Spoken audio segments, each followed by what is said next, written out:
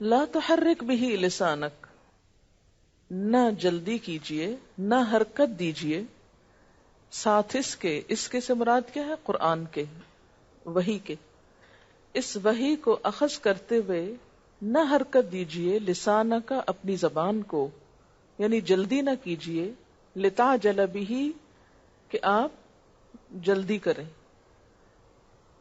اس کے پڑھنے میں جلدی نہ کریں۔ سورۃ طٰہٰ میں آتا ہے لا تعجل بالقرآن من قبل ان یقضی الیک وحیہ، نہ جلدی کریں قرآن کے ساتھ اس سے پہلے کہ آپ کی طرف اس کی وحی مکمل ہو جائے۔ یہ قیامت کی بات آتے آتے یکایک آپ صلی اللہ علیہ وسلم کو خطاب ہو گیا۔ جی ہاں، کیونکہ قرآن کا طریقہ تعلیم ایک بالکل نیچرل ہے، کلام کا انداز ہے، اس کو یہاں سے ایڈٹ نہیں کیا گیا، ایز اٹ از رکھا گیا۔ آپ صلی اللہ علیہ وسلم پر وحی نازل ہو رہی تھی، چونکہ ابتدائی دور کی صورتوں میں سے ہے، اس وقت تک ابھی آپ کو وحی اخذ کرنے کی پوری طرح پریکٹس نہیں ہوئی تھی، اور اس بات کی فکر بھی ہوتی تھی کیونکہ آپ کہیں لکھ نہیں رہے ہوتے تھے، کوئی نوٹس نہیں ہوتے تھے، کہیں کوئی کاغذ نہیں آپ کو ملتا تھا، جو کچھ ہوتا تھا وہ دل میں ہی اخذ ہونا تھا۔ اس لیے آپ کو جب فکر ہوتی کہ کوئی چیز میں بھول نہ جاؤں تو بسا اوقات ایسا ہوتا کہ جبریل علیہ السلام جب سنا رہے ہوتے تو آپ بھی ساتھ پڑھنا شروع کر دیتے، یعنی جلدی سے لینے کی کوشش کرتے۔ تو اس پر کیا فرمایا گیا کہ ایسا نہ کیجیے، وہی سننے کے ساتھ ساتھ اسے یاد کرنے کی کوشش نہ کیجیے۔ اچھی لسننگ کا طریقہ بتایا جا رہا ہے کہ ایک اچھا اسٹوڈنٹ کون ہوتا ہے؟ جو ایک اچھا لسنر ہوتا ہے۔ ایک اچھا لسنر کون ہوتا ہے؟ جو سننے کے ساتھ بولتا نہیں بلکہ سنتے وقت صرف سنتا ہے اور اس کو اپنے اندر جذب کرنے کی کوشش کرتا ہے، سمجھنے کی کوشش کرتا ہے، اور جب سمجھ آ جائے تو پھر اس کو دوبارہ ریپروڈیوس کرتا ہے۔ ایسا علم زیادہ پختہ ہوتا ہے۔ حضرت عبداللہ بن عباس سے روایت آتی ہے کہ جب آپ صلی اللہ علیہ وسلم پر قرآن پاک نازل ہوتا تو آپ اس خوف سے کہ کوئی چیز بھول نہ جائیں، جبریل علیہ السلام کے ساتھ ساتھ وحی کے الفاظ دہرانے لگتے۔ اس سے بات کیا ہوتی؟ گڑبڑ ہونے کا اندیشہ ہوتا۔ اس پر یہ آیت اتری کہ لا تحرک بہ لسانک لتعجل بہ، اس وحی کو جلدی جلدی یاد کرنے کے لیے اپنی زبان کو حرکت نہ دیجیے، سنتے وقت صرف سنیے۔ ان علینا جمعہ، اس کا جمع کرنا ہمارے ذمہ ہے، وقرآنہ، اور اس کو پڑھوانا بھی ہمارے ذمہ ہے۔ جمعہ سے مراد کیا ہے؟ سینے میں جمع کرنا، یعنی اس کو ہم آپ کے سینے میں جمع کر دیں گے، آپ کو یاد کرا دیں گے، مراد یہ ہے۔ تو جمعہ سے بریکٹ میں آگے لکھ لیجئے اس کو یاد کرانا، اس کو جمع کرنا تو لفظی معنی ہے نا، مراد ہے اس کا یاد کرانا ہمارے ذمہ ہے۔ وقرآنہ، اور اس کو پڑھوانا بھی ہمارے ذمہ ہے، یعنی آپ صرف سنیے، سن کے جذب کیجئے، دل پر لیجئے، آپ کے حافظے میں ہم محفوظ کر دیں گے، پھر آپ اس کو پڑھ کے بھی سنا سکیں گے۔ قرآنہ، قرآن کا کیا معنی ہے؟ پڑھنا، پڑھ کے سنانا۔ فَإِذَا قَرَأْنَاهُ، پھر جب ہم اس کو پڑھیں، فَاتَّبِعْ قُرْآنَهُ، تو آپ اس کی قرات کی پیروی کریں، اس کو فالو کریں۔ یعنی جبریل علیہ السلام کے ذریعے جب ہم اس کی قرات پوری کر دیں، یعنی ریڈنگ پوری ہو جائے، تو پھر کیا کریں؟ آپ اس کی قرات کو غور سے سنتے رہیں. فاتبع قرآن. اتبع کا کیا معنی ہوتا ہے؟ اتباع کرنا. ثم ان علینا بیانا، پھر اس کا بیان کرنا، اس کا مطلب سمجھانا، یہ بھی ہمارے ذمہ ہے.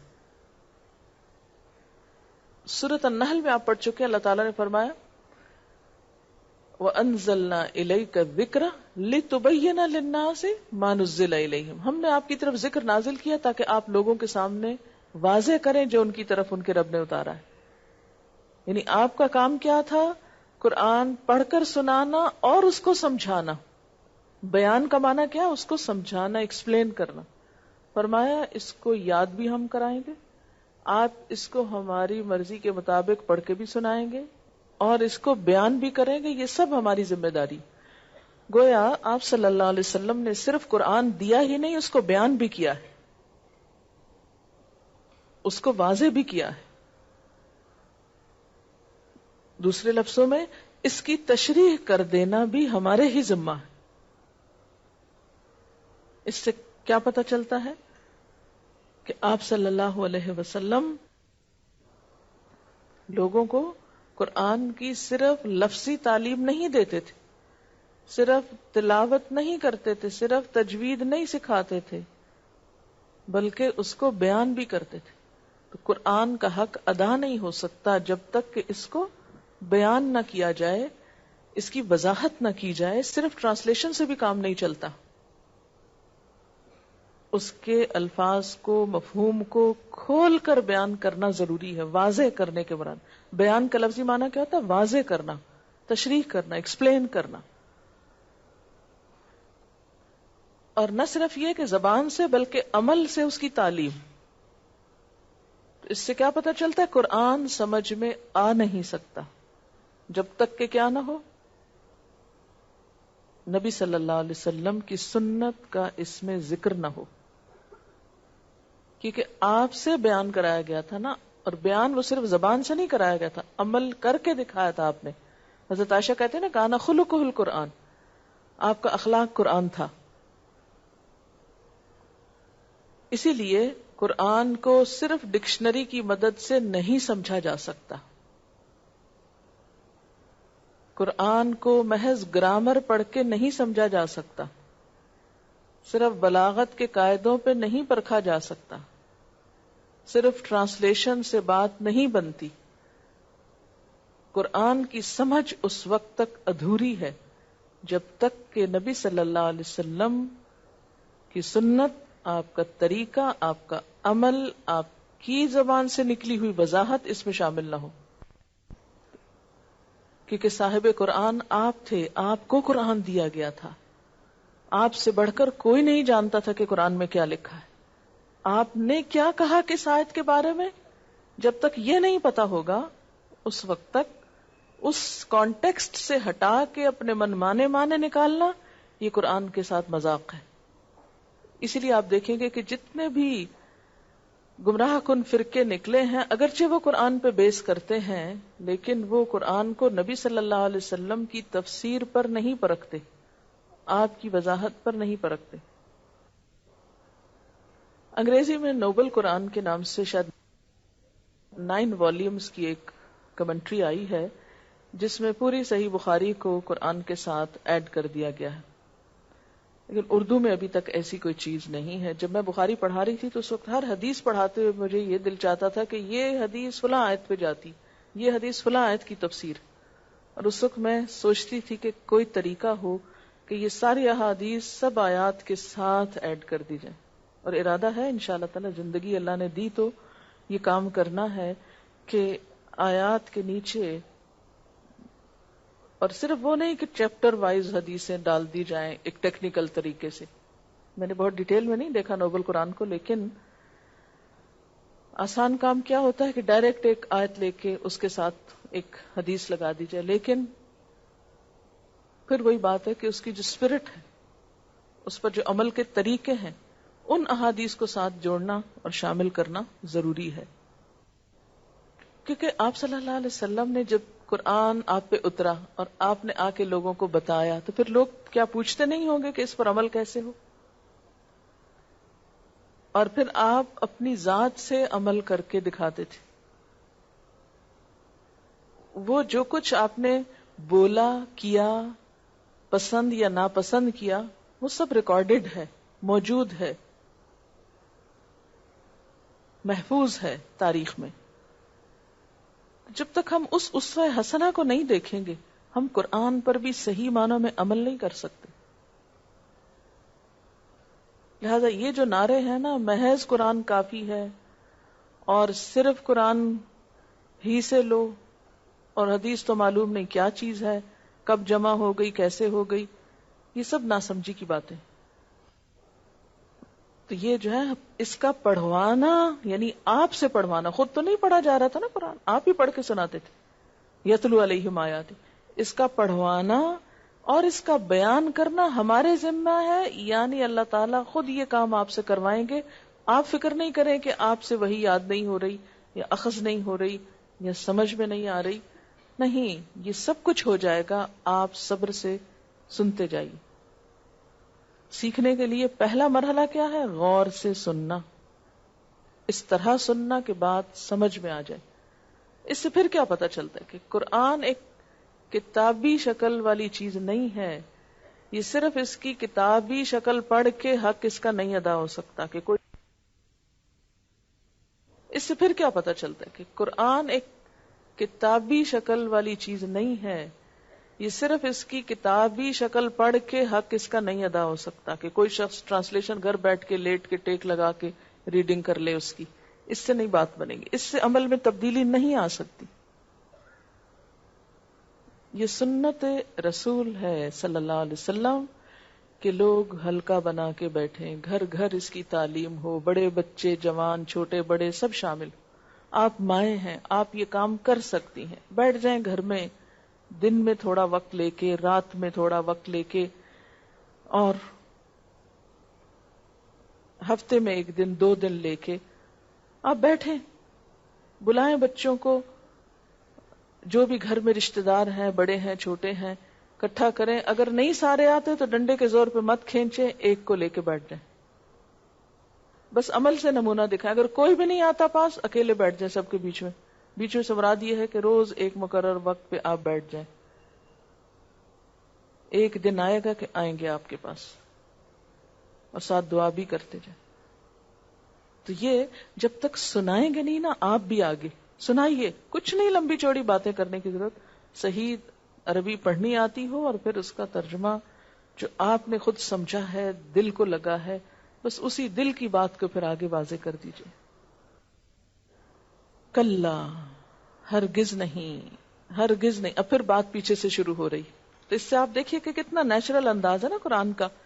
یہ ایسے ہی ہے جیسے ایک استاد درس دیتے دیتے دیکھے کہ طالب علم کہیں اور دیکھ رہا ہے تو اس کو درس روک کے کہے آپ کہیں اور مت دیکھیں، سامنے دیکھیں یا کتاب پہ دیکھیں. اور پھر وہ آگے پڑھانا شروع کر دے. تو جب اس کی یہ بات لکھی جائے تو وہ ایز اٹ از یہ بھی بیچ میں لکھ دی جائے. کلا، ہرگز نہیں. اصل مسئلہ یہ ہے، بل تحبون العاجلہ، تم لوگ جلدی حاصل ہونے والی چیز سے محبت رکھتے. یہ عاجلہ کون سی چیز ہے جلدی ملنے والی؟ دنیا. تمہیں دنیا سے محبت ہے، اس لیے تم کیا کر رہے ہو؟ قیامت کے بارے میں سوچنا نہیں چاہتے، دین کی طرف آنا نہیں چاہتے. یہ دنیا کی محبت نے تم کو جکڑ رکھا ہے، پکڑ رکھا ہے، اس طرف آنے سے روک رکھا ہے، اس میں پوری طرح اس کا حق ادا کرنے سے روک رکھا ہے. اچھا اب بھی آپ دیکھیں نا، جب ہم سوچتے ہیں نا اچھا دین کے لیے کچھ کریں گے یا کچھ، تو ہم بڑے محتاط سوچ سوچ کے نپے تلے تھوڑے تھوڑے قدم رکھتے ہیں کہ جس سے کہیں اور نہ کوئی خلل ہو جائے، دنیا کا کوئی نقصان نہ ہو جائے. دنیا کے نقصان کی قیمت پہ نہیں یہ کر سکتے. کیوں؟ اس لیے کہ تحبون العاجلہ، یہ جو نظر آ رہی ہے سامنے، یہ تمہیں عزیز بہت ہے، یہ تمہیں بہت پیاری ہے، اس کا کوئی نقصان تم کو گوارا نہیں، خواہ آخرت کا ہو جائے.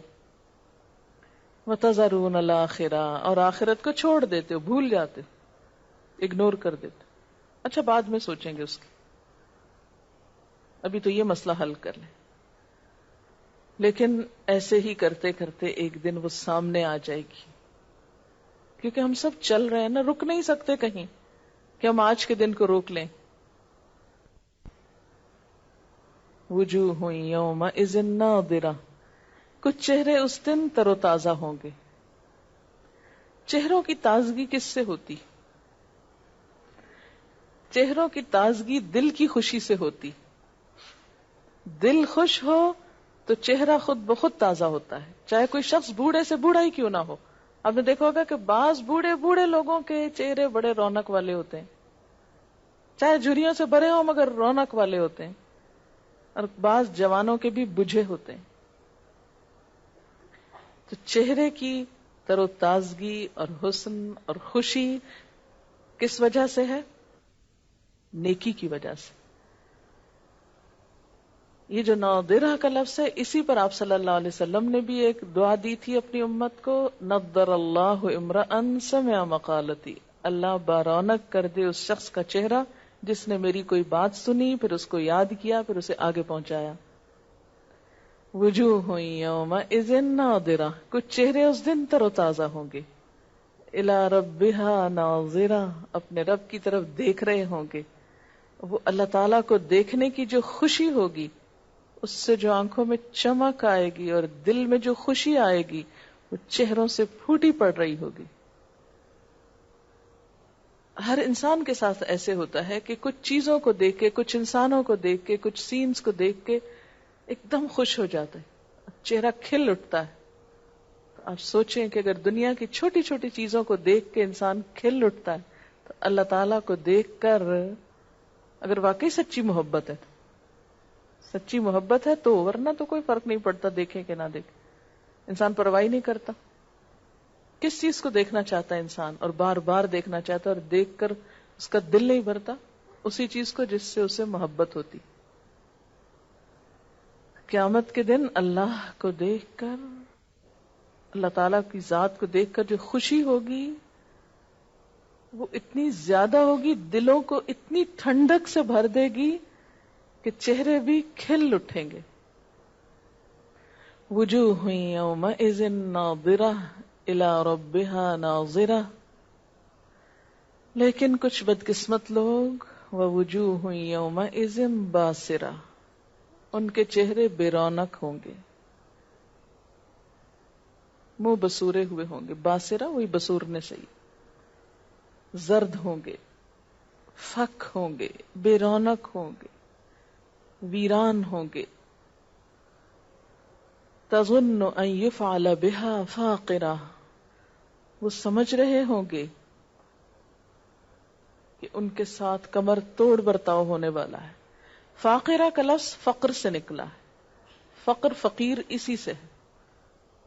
فقیری کہتے ہیں نا، کمر ٹوٹ جاتی ہے جس میں انسان غموں کے بوجھ تلے کے ضروریات زندگی نہیں پوری کر سکتا انسان اپنی محتاجی سے. بیسیکلی فقر کہتے ہیں ریڑھ کی ہڈی کے مورے کو.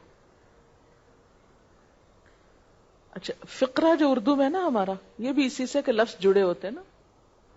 تو فاقرہ کمر کو کہتے ہیں. تو کمر کب کھڑی ہو سکتی؟ جب اس کے مہرے برابر ہوں، ایک کے ساتھ ایک جڑے ہوئے ہوں، صحیح طور پر فکس ہوں، فٹ ہوں ایک دوسرے میں.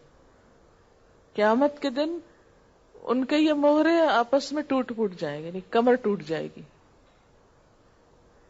وہ سمجھیں گے کہ ان کے ساتھ کمر توڑ برتاؤ ہونے والا ہے، ان کی کمر توڑ دی جائے گی. اب کمر کب ٹوٹتی؟ یہ بھی ایک محاورہ ہے نا. جب انسان پہ غم کا بہت بڑا بوجھ آتا ہے تو انسان کہتا ہے کہ مثلاً کسی کا جوان بچہ فوت ہو جائے تو لوگ کیا کہتے ہیں کہ بچے کی وفات نے اس کی کمر توڑ دی. کس چیز کا اظہار ہے؟ غم کی کثرت کا اظہار. اس صدمے نے تو میری کمر توڑ دی. تو قیامت کے دن کا صدمہ اور غم اور دکھ ایسا ہوگا کہ انسان کی کمر توڑ دے گا. اور پھر سزائیں بھی ایسی ہوں گی کہ انسان کی کمر ٹوٹ جائے گی سہتے سہتے. تظن ان يفعل بها فاقرہ. اب آپ دیکھیں دو کردار ہیں. ایک طرف اپنے رب کو دیکھنے والے جن کے چہرے خوشی سے دمک رہے ہوں گے، چمک رہے ہوں گے، کھل اٹھیں گے. اور اللہ تعالیٰ کا جو دیدار ہوگا وہ بالکل سامنے ہوگا نا. حدیث میں آتا ہے، بخاری کی روایت ہے، انکم سترون ربکم عیانا، تم اپنے رب کو بالکل سامنے دیکھو گے، علانیہ دیکھو گے. حضرت صہیب سے روایت ہے کہ آپ صلی اللہ علیہ وسلم نے فرمایا، جب جنتی لوگ جنت میں داخل ہو جائیں گے تو اللہ تعالیٰ ان سے فرمائے گا، کیا تم چاہتے ہو کہ میں مزید تمہیں کچھ دوں؟ وہ عرض کریں گے، کیا آپ نے ہمارے چہرے روشن نہیں کر دیے؟ کیا آپ نے ہمیں جنت میں داخل نہیں کر دیا اور جہنم سے بچا نہیں لیا؟ اس پر اللہ تعالیٰ پردہ ہٹا دے گا، اور ان لوگوں کو جو کچھ انعامات ملے تھے ان میں سے کوئی انعام بھی انہیں اس سے زیادہ محبوب نہ ہوگا. جب بعض اوقات ایسا ہوتا ہے نا کہ آپ کچھ چیزیں کھول کے بیٹھے ہوئے ہیں، اپنے اوپر چیزیں بکھیری ہوئی ہیں ادھر ادھر، اتنے میں آپ سنتے ہیں کہ کوئی ایسا شخص آئے جس سے آپ کو بہت محبت، تو آپ کیا کریں؟ ہر چیز پھینک کے چھوڑو چھوڑو چھوڑو، پھینکو اس کو، آپ اٹھ بھاگتے ہیں، ہر چیز بھول جاتی ہے نا. بالکل اسی طرح قیامت کے دن جنت میں ہر چیز انسان کو مل جائے گی، اور جنت میں انجوائے کر رہا ہوگا کہ یکایک خبر ملے گی کہ اللہ تعالیٰ کا دیدار ہونے لگا، وہ سب چیزیں چھوڑ دے گا اور بھول جائے گا کہ کچھ اور بھی، اور وہ صرف اپنے رب کو دیکھنے میں مشغول ہو جائے گا. کوئی انعام اس سے زیادہ جنتیوں کو پسند نہ آئے گا کہ اللہ تعالیٰ اپنا آپ دکھائیں. لیکن اللہ تعالیٰ مجرموں کو اپنا آپ نہیں دکھائیں گے. انہم عن ربہم یومئذ لمحجوبون، اللہ تعالیٰ مجرموں سے خود کو حجاب میں رکھیں گے، ان کے سامنے نہیں آئیں گے. حضرت ابو ہریرہ سے روایت ہے، لوگوں نے پوچھا، یا رسول اللہ، کیا قیامت کے دن اپنے رب کو ہم دیکھیں گے؟ آپ نے فرمایا، کیا تمہیں سورج اور چاند کو دیکھنے میں کوئی مشکل ہوتی ہے جبکہ بیچ میں بادل بھی نہ ہو؟ لوگوں نے عرض کیا، نہیں. آپ نے فرمایا، اسی طرح تم اپنے رب کو دیکھو گے، کوئی پردہ بیچ میں نہ ہوگا. حضرت عبداللہ بن عمر کی روایت ہے کہ اہل جنت میں کم سے کم درجے کا آدمی جو ہوگا وہ اپنی سلطنت کی وسعت 2000 سال کی مسافت تک دیکھے گا، اور ان میں سب سے زیادہ فضیلت رکھنے والے لوگ ہر روز 2 مرتبہ اپنے رب کو دیکھیں گے. یہ بھی پھر اعمال کے ساتھ ہے کہ آپ کتنا دیکھنے کے مستحق ہیں. جو اعمال کے اعتبار سے فضیلت میں ہوں گے وہ 2 مرتبہ دیکھ سکیں گے. میں بھی کچھ لوگ 1 مرتبہ دیکھیں، اور ہو سکتا ہے کچھ لوگ ہفتے میں 1 دفعہ دیکھ سکیں. اچھا، یہاں سے آپ یہ بھی دیکھیں کہ اللہ تعالیٰ نے خود کو حجاب میں رکھا ہوا نا. عورت کے لیے بھی حجاب پسند کیا ہے. اللہ نے خود کو کیوں حجاب میں رکھا ہوا؟ اس لیے کہ کوئی معمولی چیز نہیں کہ ہر ایک کو نظر آئے، کوئی اہل ہو تو اس کو نظر آئے. لیکن آج کی عورت نے اپنے آپ کو کیوں اتنا سستا کر دیا ہے کہ وہ ہر ایک کو اپنا آپ دکھانے کو تیار، جو جیسا تیسا ہو دیکھتا چلا جائے، اپنی ہی قدر گھٹا دی. وَوُجُوهٌ يَوْمَئِذٍ بَاسِرَةٌ، کچھ چہرے اس دن تلخ ہوں گے، منہ بسورے ہوئے ہوں گے، بگڑے ہوئے ہوں گے، پریشان ہوں گے. ان کو پتا ہوگا کہ اب ہونا کیا ہے ان کے ساتھ. کلا، ہرگز نہیں، ہرگز نہیں. کیا ہرگز نہیں؟ تمہارا یہ خیال غلط ہے. جو تم سوچ رہے ہو کہ یہاں بیٹھے رہنا، ایسا نہیں ہوگا، ہرگز نہیں. واپس جانا ہے، واپسی ہے. اذا بلغت التراقیہ، جب جان حلق کو پہنچ جائے گی. تراقی ترقوہ کی جمع ہے. جب جان حلق تک پہنچ جائے گی، یا مرنے کا منظر بتایا جا رہا ہے، موت کیسے آتی. کہتے ہیں کہ سب سے پہلے پاؤں سے جان نکلنا شروع ہوتی، پاؤں ٹھنڈے ہونے لگتے ہیں، پھر آہستہ آہستہ آہستہ بالکل بے جان ہو جاتے ہیں، انسان حرکت نہیں کر سکتا. پھر سارے جسم کی جو ہے وہ حلق پہ آ کے اٹک جاتی اور پھر غرغرہ ہوتا ہے اور رخصت ہو جاتی. اور مومن کی ایسے نکلتی ہے جیسے مشک کا منہ کھول دیا جائے اور پانی بہہ جائے. لیکن کافر کی شدت کے ساتھ نکلتی جیسے ریشم کے گچھے میں کانٹوں والی ٹہنی گھسا دی جائے, اس کو نکالتے وقت ریشم تار تار ہو جائے. کلا اذا بلغت التراقی, ہرگز نہیں جب جان حلق تک آ جائے گی, گلے تک آ جائے گی.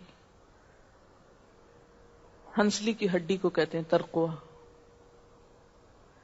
گردن کے قریب سینے اور کندھے کے درمیان ایک ہڈی کا نام ہے. وقیل من, اور کہا جائے گا کون,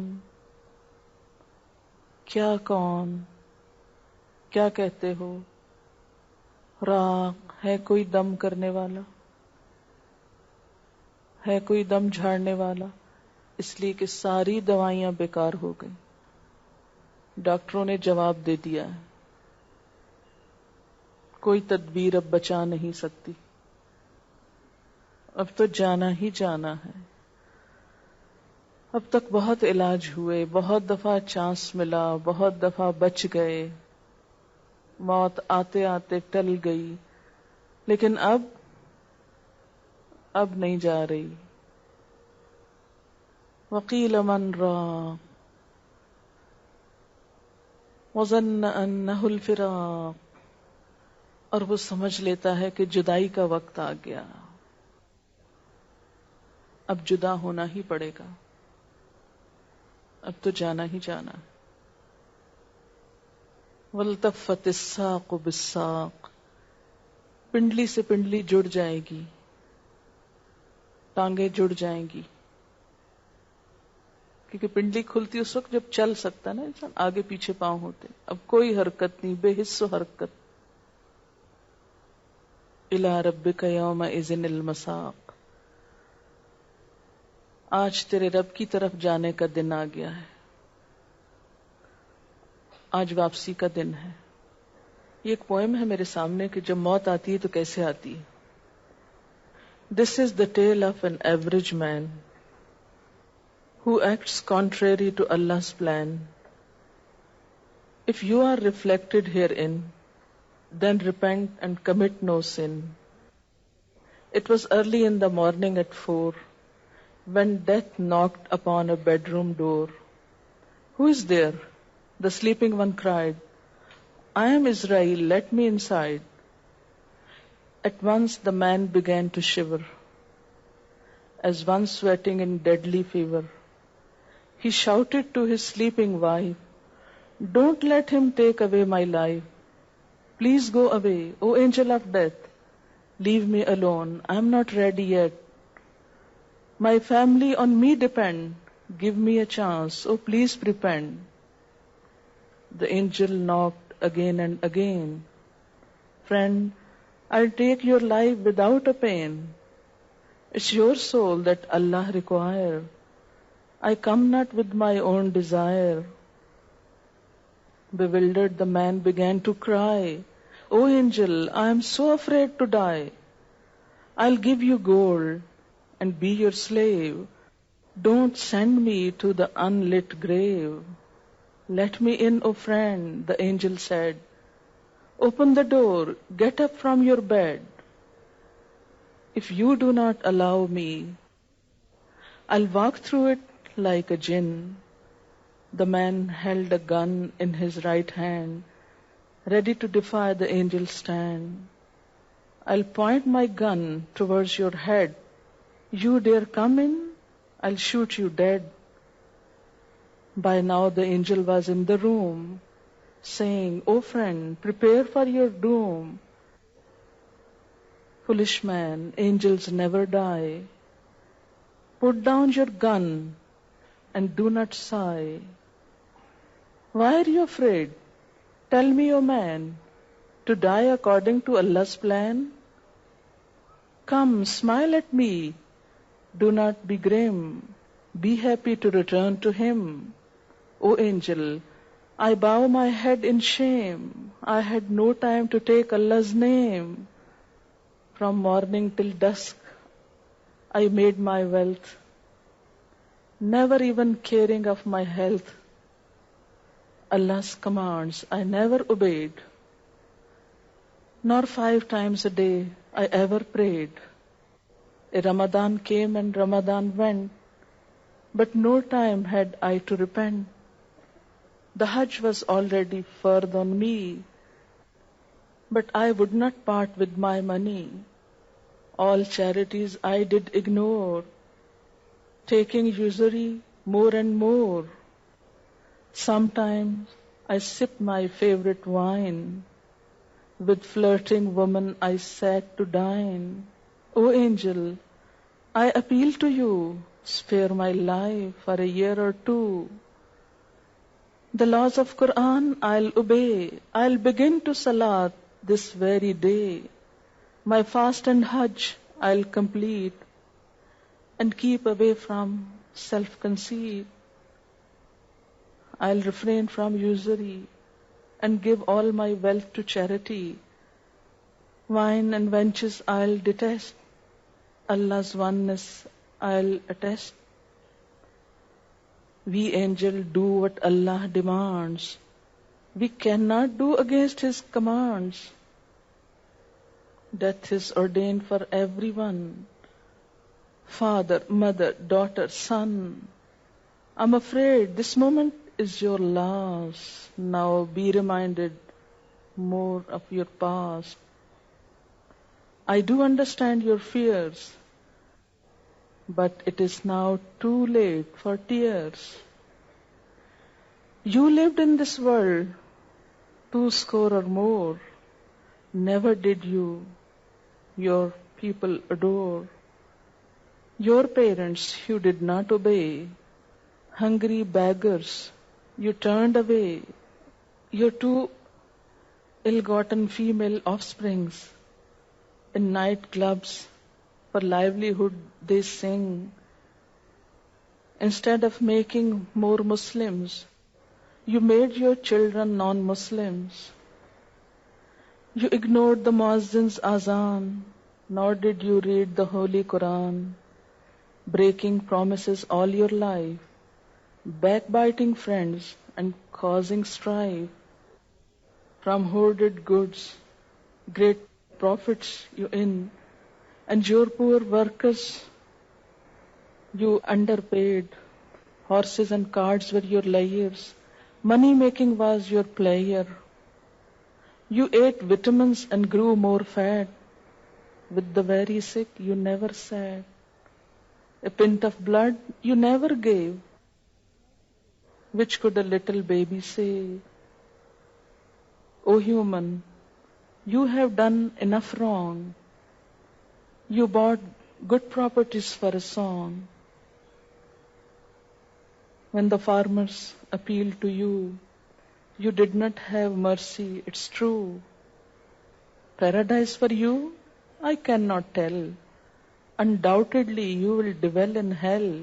There is no time for you to repent. I'll take your soul for which I am sent. The ending, however, is very sad. Eventually the man became mad. With a cry he jumped out of his bed, and suddenly he fell down dead. And suddenly he fell down dead.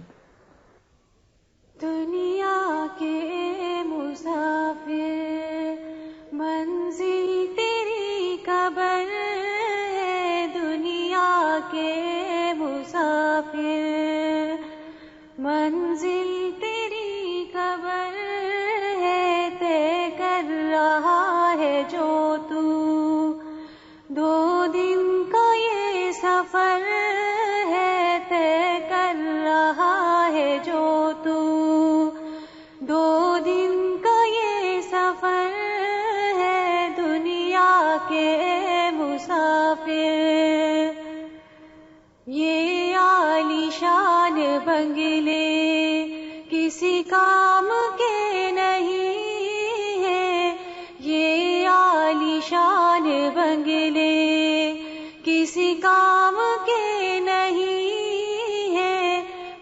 مخمل پہ سونے والے مٹی میں سو رہے ہیں، مخمل پہ سونے والے مٹی پہ سو رہے ہیں، شاہ و گدا یہاں پہ سب ایک ہو رہے ہیں، شاہ و گدا یہاں پہ سب ایک ہو رہے ہیں، دو گز زمین کا ٹکڑا چھوٹا سا تیرا گھر ہے، دو گز زمین کا ٹکڑا چھوٹا سا تیرا گھر ہے، دو گز زمین کا ٹکڑا چھوٹا سا تیرا گھر ہے، دنیا کے مسافر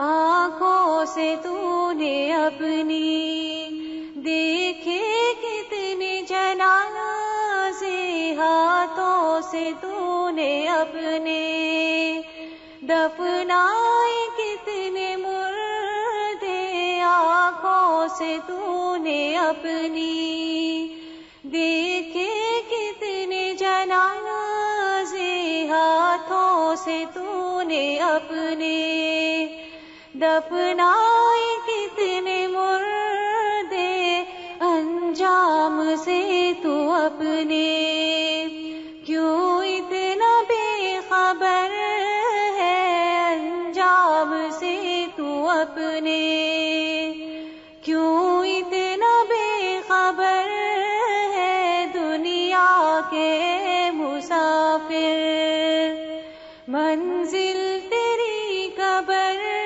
ہے، طے کر رہا ہے جو تو، دو دن کا یہ سفر ہے، طے کر رہا ہے جو تو، دو دن کا یہ سفر ہے، دنیا کے مسافر منزل تیری قبر ہے، دنیا کے مسافر۔ وقیل من راق وظن انه الفراق والتفت الساق بالساق الى ربك يومئذ المساق فلا صدق ولا صلى، مگر اس نے سچ نہ مانا، اس کو کبھی یقین ہی نہیں آیا تھا کہ اس دنیا کو چھوڑ کے بھی جانا ہے، وہ سمجھتا تھا ہمیشہ یہیں رہنا ہے، اس لیے ولا صلی، اس نے نماز بھی کبھی نہیں پڑھی، نمازوں کی پرواہ نہیں کی، سوتا رہا، دنیا کے کاموں میں مشغول رہا، بہانے کر کر کے ٹالتا رہا، ولا صلی ولکن کذب، لیکن اس نے تو جھٹلا دیا، وتولی، اور منہ موڑ کے چلا گیا، سچ کو، حق کو، موت کو، آخرت کو، حساب کتاب کو، اللہ کے احکامات کو جھٹلا دیا اور منہ پھیر کے بے نیازی سے چلا گیا۔ ثم ذهب الى اهله يتمطى، پھر چلا گیا اپنے گھر والوں کی طرف اکڑتا ہوا، اتراتا ہوا۔ یتمطى مطا سے نکلا ہے، میم توئے الف، مطیہ سواری کو کہتے ہیں، مطا پشت کو کہتے ہیں، کیونکہ جانوروں کی پشت پہ، پیٹھ پہ بیٹھا جاتا ہے، یعنی سوار ہوا اور زوں کر کے گاڑی لے گیا، گھر چلا گیا، اپنوں کے پاس چلا گیا۔ ثم ذهب الى اهله يتمطى، یعنی جب اس کے سامنے حق رکھا گیا، نیکی کی بات رکھی گئی، تو اس نے کیا کیا؟ پرواہ ہی نہ کی، جان کر، علم حاصل کر کے، سن کے کوئی تبدیلی نہیں آئی، کوئی عاجزی پیدا نہیں ہوئی، کوئی طرز عمل نہیں بدلا، کوئی چینج نہیں آیا، جیسے اکڑتا ہوا آیا تھا ویسے ہی چلا گیا. ثم ذهب الى اهله يتمطى. اور گھر والوں کی طرف کیوں؟ اس لیے کہ انسان سب سے زیادہ کھلتا ہے گھر والوں کے سامنے. جو اس کی حقیقت ہوتی ہے وہ گھر والوں کے سامنے ہی نظر آتی. اور انسان کو اپنی غلط باتوں کے لیے، کاموں کے لیے پناہ بھی گھر والوں کے بیچ میں ملتی. آپ غور کیجئے کہ نبی صلی اللہ علیہ وسلم پر جب پہلی وحی آئی اور آپ گھبرائے ہوئے تھے تو آپ حضرت ابو بکر کے پاس نہیں گئے. کہاں گئے؟ گھر گئے اور کہا زملونی، مجھے کچھ اڑھا دو. حضرت خدیجہ نے ان کو لک آفٹر کیا. عام طور پر ہوتا یہی کہ جب بھی انسان باہر سے کوئی پریشانی لاتا ہے تو گھر آ جاتا ہے. پھر اسی طرح کوئی خوشی ملتی ہے تو سب سے پہلے گھر والوں کے ساتھ شیئر کرتا ہے، بچوں کے ساتھ، بیوی کے ساتھ. اسی طرح کسی کا مذاق اڑانا ہو، کسی پہ باتیں بنانا ہو، کسی کو کرٹیسائز کرنا ہو، کسی کی مین میخ نکالنی ہو، کسی کے اندر کیڑے نکالنے ہو، کسی کے ساتھ برا کرنا ہو، کوئی سازشیں کرنی ہو، سب چیزوں کے لیے انسان اپنے گھر والوں کے ساتھ ہی زیادہ کھل کے کر سکتا ہے. کیوں؟ اس لیے کہ گھر والوں سے تکلف نہیں کر سکتا، تکلف نہیں ہوتا. باہر کچھ نہ کچھ تکلف رہ ہی جاتا ہے، دوستوں میں بھی کچھ تکلف رہ جاتا ہے اور لوگوں کے ساتھ بھی کچھ تکلف رہ جاتا ہے. لیکن گھر والوں میں تکلف نہیں ہوتا. اصلیت کھلتی ہے بندے کی، اصل حقیقت سامنے آتی ہے کہ کون کیسا ہے، کس حال میں ہے. اس لیے دین کو چھوڑنے والا، دین کا مذاق اڑانے والا، دین پہ باتیں بنانے والا منہ موڑ کے دین سے اپنے گھر والوں کے پاس گیا اکڑتا ہوا، کیونکہ گھر والوں نے ہی اس کو ویلکم کرنا تھا. اولا لک فاولا ثم اولا لک فاولا، 4 دفعہ ایک لفظ استعمال ہوا، اولا. افسوس، خرابی، ہلاکت، تباہی، ویل سے. اولا کا لفظ یا ویل سے ہے یا ولا سے ہے، واو لام یہ سے. مستحق، افعل التفضیل کا صیغہ، اور اس کا صلہ جب لام ہوتا ہے اولا لکا تو یہ ڈانٹ اور دھمکی کے لیے آتا ہے. افسوس تجھ پر، پھر افسوس تجھ پر، افسوس تجھ پر، پھر افسوس تجھ پر، پھر افسوس تجھ پر. ڈانٹ پر ڈانٹ پہ ڈانٹ پہ ڈانٹ، 4 دفعہ. تیرا برا ہو، تیرا ناس ہو، تیری تباہی ہو، تیری ہلاکت ہو. تجھے نہیں یاد تھا تو نے مرنا ہے؟ تو بھول گیا تھا؟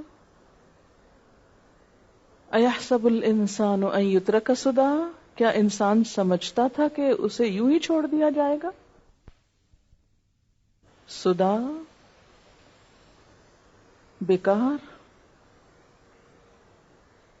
ابل سدا اس اونٹ کے لیے بولا جاتا ہے جو یوں ہی پھر رہا ہو، بے مقصد، بے مہار، شتر بے مہار، جدھر چاہے چرتا پھرے، کوئی اس کی نگرانی کرنے والا نہ ہو. یعنی کیا انسان نے خود کو شتر بے مہار سمجھ رکھا تھا کہ اللہ نے اس کو بغیر کسی وجہ کے یوں ہی پیدا کر کے بھیج دیا، صرف کھانے پینے اور انجوائمنٹ کے لیے، سونے کے لیے، مزے کرنے کے لیے، عیش و عشرت کے لیے؟ افحسبتم انما خلقناکم عبثا وانکم الینا لا ترجعون، کیا تم نے سمجھ رکھا تھا کہ ہم نے تم کو یوں ہی بیکار پیدا کیا ہے اور تم ہماری طرف لوٹائے نہ جاؤ گے، واپس نہ پھیرے جاؤ گے؟